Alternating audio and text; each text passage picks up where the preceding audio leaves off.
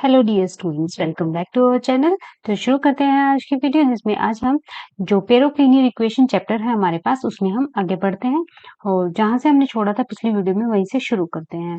तो पिछली वीडियो में हमने ये डिस्कस कर लिया था कि जो सॉल्यूशन होता है पेरोक्लिनियर इक्वेशन का, अगर दो इक्वेशन हमें ऐसे गिवन होती हैं, general linear equation in two variable a1x plus b1y plus c1 equal to 0 and a2x plus b2y plus c2 is equal to 0।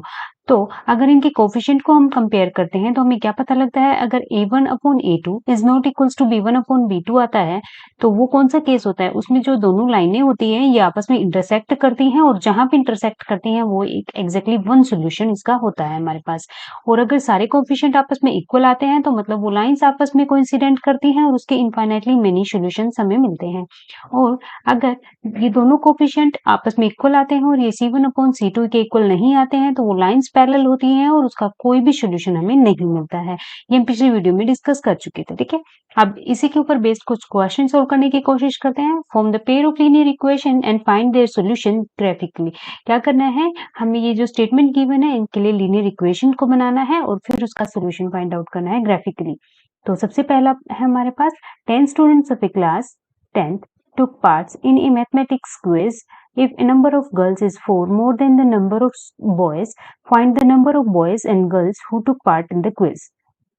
क्या बोला है कि क्लास 10th के 10 स्टूडेंट्स हैं टोटल, उन्होंने एक मैथमेटिक्स की क्विज में पार्टिसिपेट किया है। अगर नंबर ऑफ गर्ल्स हैं वो 4 ज्यादा हैं नंबर ऑफ बॉयज से, तो हमें बताना है कि उनमें नंबर ऑफ गर्ल्स कितनी है और नंबर ऑफ बॉयज कितने हैं जिन्होंने उस क्विज में पार्टिसिपेट किया है। तो हम क्या करते हैं, कंसीडर कर लेते हैं लेट नंबर ऑफ गर्ल्स है हमारे पास x और नंबर ऑफ बॉयज है हमारे पास y।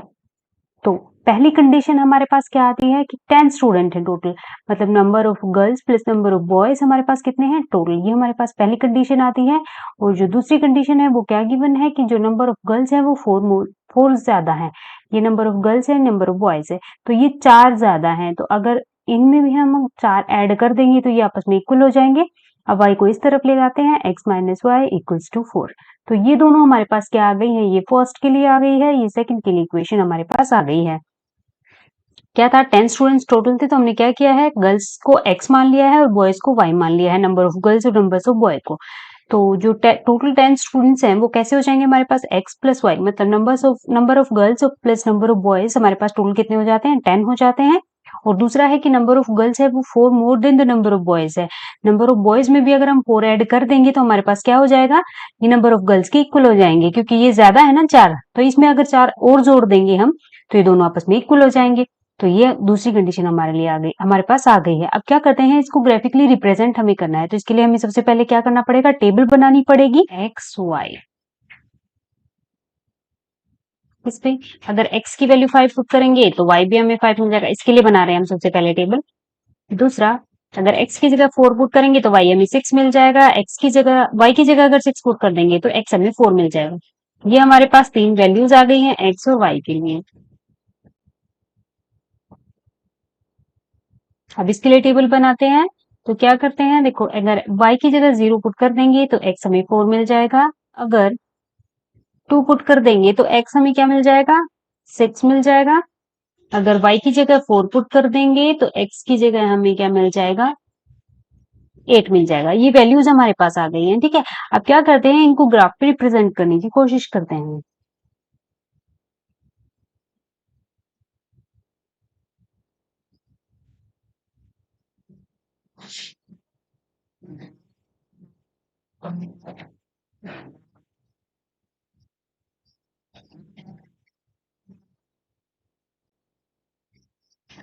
One, two, three, 4, 5, 6, 7, 8, 9, 10। ऐसे ही y के लिए ले लेते हैं 1, 2, 3, 4, 5, 6, 7, 8, ठीक है। अब ये वैल्यूज पुट करते हैं, देखो x अगर 5 है तो y की वैल्यू भी 5 है, x की वैल्यू 5 यहाँ है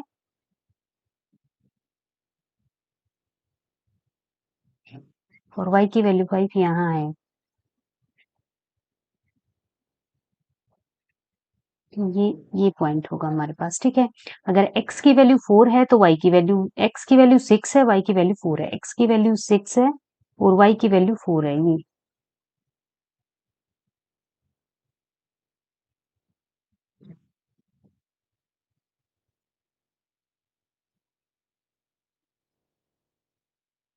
तो ये वाला पॉइंट होगा। अब x की वैल्यू 4 है, y की वैल्यू 6 है। x की वैल्यू 4 है और y की वैल्यू 6 है।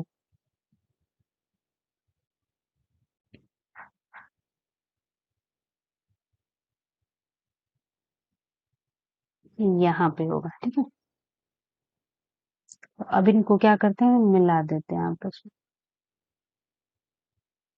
एक तो ये वाली लाइन आ गई है हमारे पास इस वाली इक्वेशन के लिए, ठीक है। दूसरी के लिए ड्रॉ करते हैं। x की वैल्यू 4 है तो y 0 है। x की वैल्यू 4 है और y की वैल्यू 0 है, तो ये वाला पॉइंट होगा। x की वैल्यू 6 है तो y की वैल्यू 2 है। x की वैल्यू 6 यहाँ पे है और y की वैल्यू 2 यहाँ है, ठीक है। और x की वैल्यू 8 है, y की वैल्यू 4 है। x की वैल्यू 8 यहाँ है और y की वैल्यू 4 यहाँ है।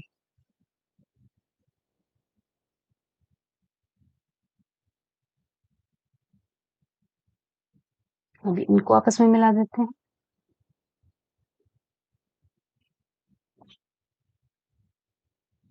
ठीक है।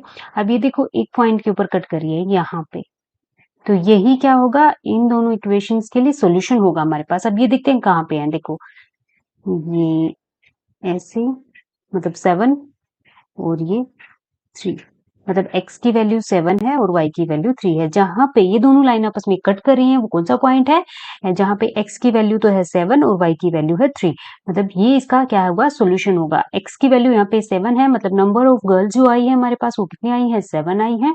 और y की वैल्यू 3 है तो नंबर ऑफ बॉयज जो होंगे वो कितने होंगे, 3 होंगे। यहाँ पे देखो टोटल 10 है और x की वैल्यू मतलब गर्ल्स की जो नंबर है वो क्या है, 4 ज्यादा है। 3 प्लस 4 7 होता है ना, 3 प्लस 4 7, तो क्रॉस वेरीफाई भी हो जाता है यहाँ से। तो ऐसे हम फाइंड आउट करते हैं, पहले उनके लिए इक्वेशन बनाते हैं, जो स्टेटमेंट हमें गिवन होती है। उसके बाद हम क्या करते हैं, उनका ग्राफ बनाते हैं। ग्राफ से देखते हैं कि वो लाइन आपस में कहाँ कट कर रही है। जिस पॉइंट के ऊपर वो कट कर रही है वही उसका क्या होता है, सोल्यूशन होता है। ओके, आई होप सभी को समझ आया होगा। अब सेकेंड पार्ट के लिए देखते हैं। अब सेकेंड पार्ट हमारे पास क्या है, 5 पेंसिल्स हैं। सेकंड पार्ट में हमें बोला है 5 pencil and 7 pens together cost rupees 50, where 7 pencil and 5 pens together cost rupees 46. Find the cost of one pencil and that of one pen.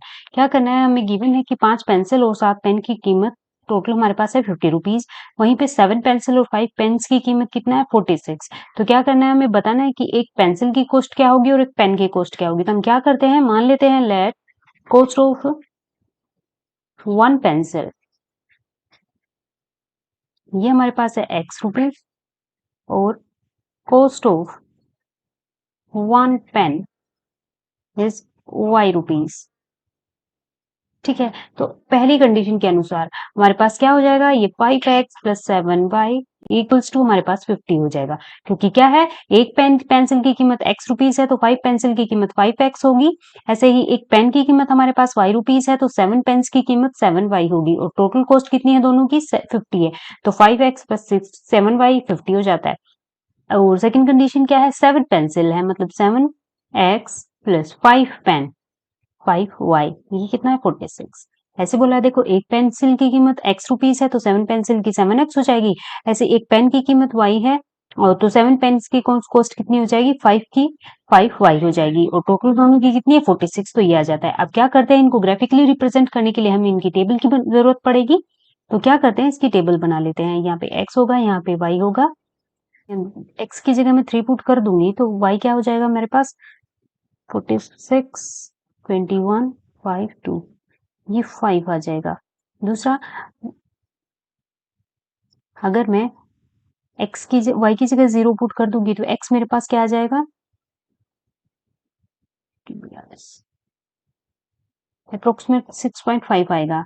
और ऐसे ही अगर मैं x की जगह 0 पुट करूंगी तो y मेरे पास क्या आ जाएगा, 9.2 के अप्रोक्सीमेट आ जाएगा। ठीक है, ये इसके लिए टेबल है। अब इसके लिए वो टेबल बनाते हैं, तो ये हमारे पास क्या होगी, x और y। इसमें क्या करते हैं, x की जगह हम 3 पुट कर देते हैं, तो y हमारे पास कितना आ जाता है, 5 आ जाएगा।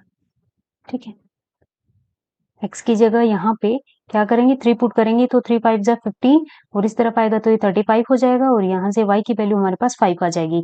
उसके बाद y की जगह क्या करते हैं, 0 पुट कर देते हैं, तो x की वैल्यू हमारे पास 10 आ जाएगी, और जब x की जगह 0 पुट कर देंगे तो y हमारे पास क्या आ जाएगा, 49 1 के अप्रोक्सीमेट वैल्यू आ जाएगी हमारे पास। अब इसके लिए क्या करते हैं, ग्राफ ड्रॉ कर लेते हैं।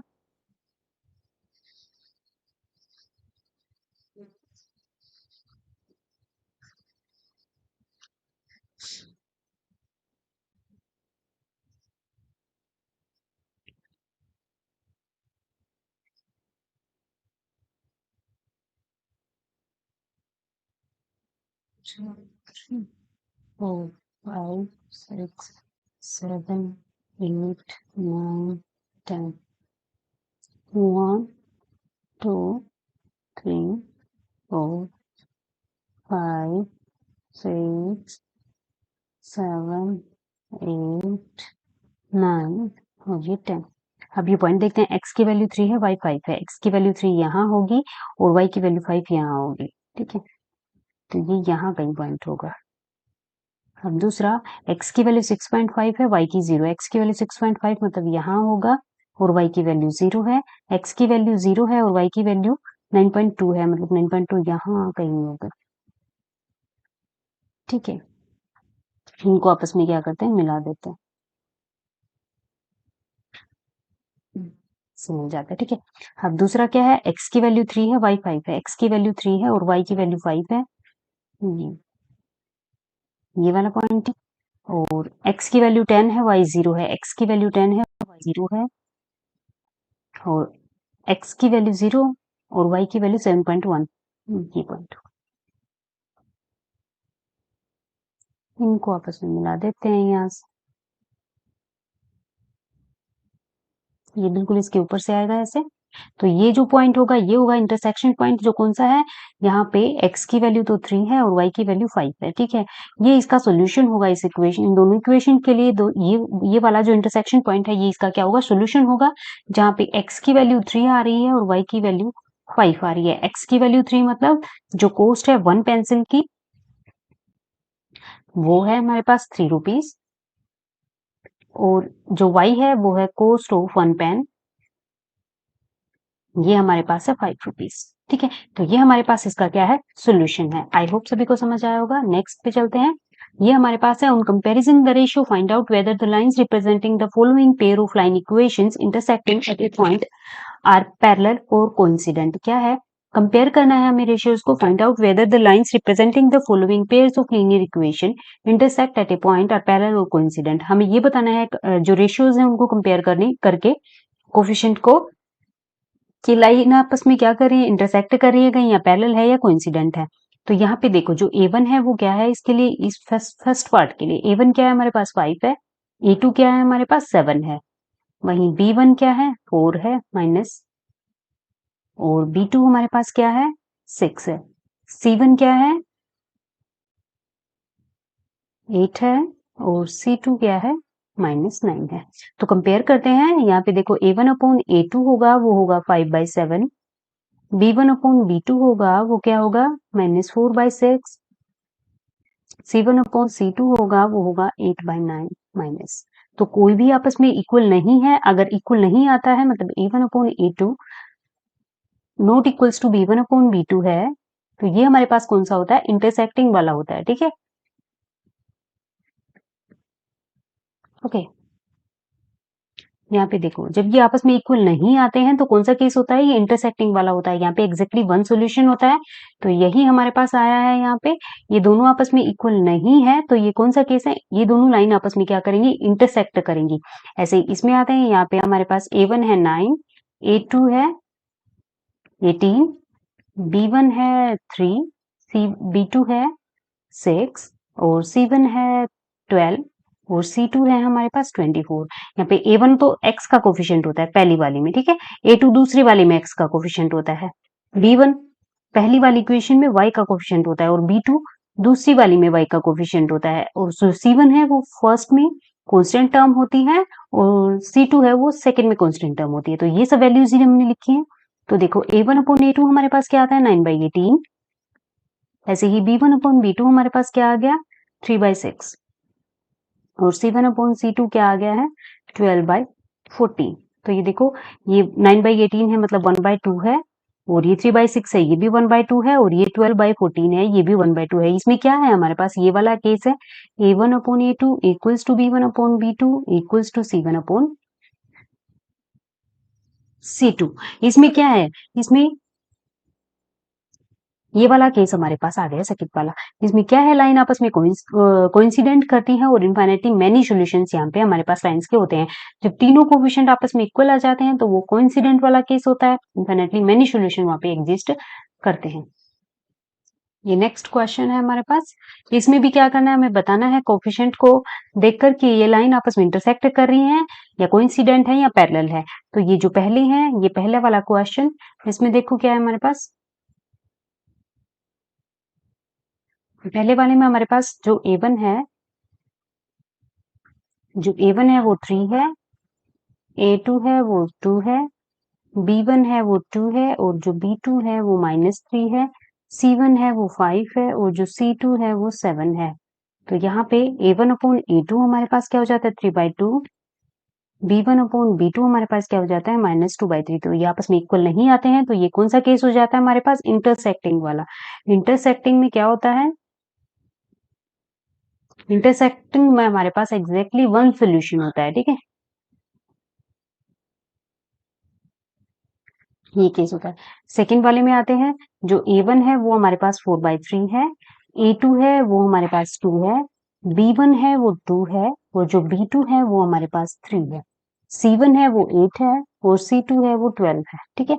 अब यहाँ पे A1/A2 जो होगा वो क्या हो जाएगा 4/3 बाई और जो B1/B2 होगा वो 2/3 हो जाएगा, C1/C2 होगा वो 8/12 हो जाएगा। तो ये देखो क्या हो जाता है 2/3 हो जाता है, ये भी 2/3 है और ये भी 2/3 है। तो ये वापस से वही केस आ जाता है हमारे पास कौन से A1/A2 equals to B1/B2 equals to C1/C2। ये कोइंसिडेंट वाला केस है जिसमें लाइन आपस में कोइंसिडेंट करती हैं और इनफाइनाइटली मेनी सॉल्यूशंस यहाँ पे होते हैं।